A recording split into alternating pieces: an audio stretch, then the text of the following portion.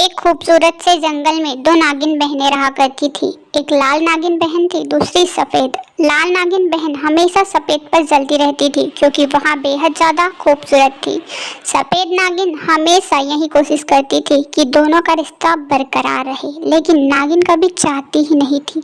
वहाँ हमेशा उसके पीठ पीछे उसके मारने की कोशिश किया करती थी। वहाँ यही प्लान बनाती थी कि कब नागिन बहन को मार दिया जाए, लेकिन सफेद नागिन बहन हमेशा बच जाया करती थी।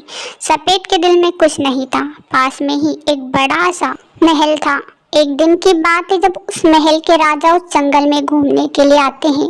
राजा के पास थोड़ी बहुत शक्तियाँ थी क्योंकि वहाँ बेहद ज्यादा बुजुर्ग था। तभी उसे लाल नागिन दिखाई देती है। लाल नागिन को देखकर राजा के दिल में मोह पैदा हो जाता है। उसे पहली नजरों में ही वह पसंद करने लगता है। नागिनों के पास इतनी शक्तियां नहीं थी, इसलिए राजा उसे ले जाने को कहता है। नागिन के नहीं जाने पर भी वहाँ जबरदस्ती उसे बंदी बनाकर अपने महल ले जाता है। वहाँ उसे शादी की कहता है, लेकिन नागिन मना कर देती है। राजा भी उसे साफ साफ कह देता है कि अगर वहाँ उससे शादी नहीं करेगी तो हमेशा इसे महल में कैदी बनकर रहेगी। लाल नागिन को चिंता होने लगती है कि अब उसे कौन बचाएगा, क्योंकि उसकी तो वह कभी किसी से बनी ही नहीं।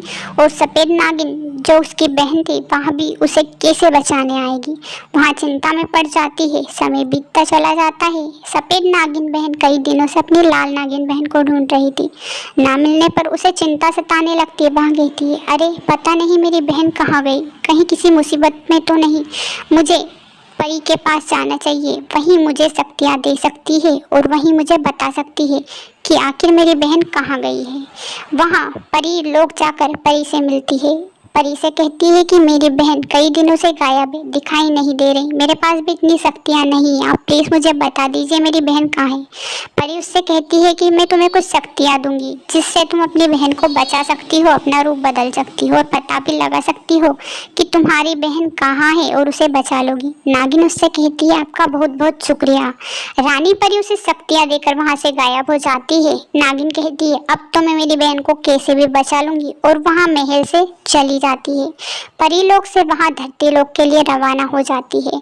जैसे ही वहाँ धरती लोक पर आती है, सब जगह पर अपनी बहन को ढूंढने की कोशिश करती है ताकि उसे पता लग जाए कि उसकी बहन कहाँ है।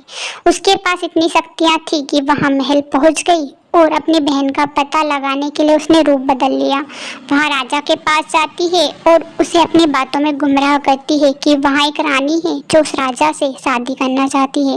राजा भी उसकी बातों में लग जाता है। उसे लगता है कि यहाँ कोई रानी ही है। वहाँ बेहद खूबसूरत दिखाई दे रही थी, इसलिए राजा के दिल में मोह पैदा हो जाता है और वहाँ उसकी बातों में लग जाता है। उसे महल में रख लेता है।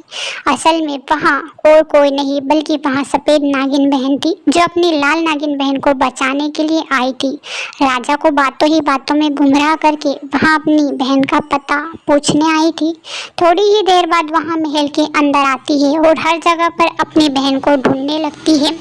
उसके बहन के होने की आहट उसे हो जाती है और वहाँ उसी कमरे में चली जाती है। अपनी बहन से कहती है कि चाहे कुछ भी हो जाए लेकिन मैं तुम्हें बचा लूँगी, तुम चिंता मत करो। मैं अभी अपने असली रूप में नहीं आ सकती, इसलिए मैं अपना असली रूप तुम्हें नहीं दिखा रही हूँ।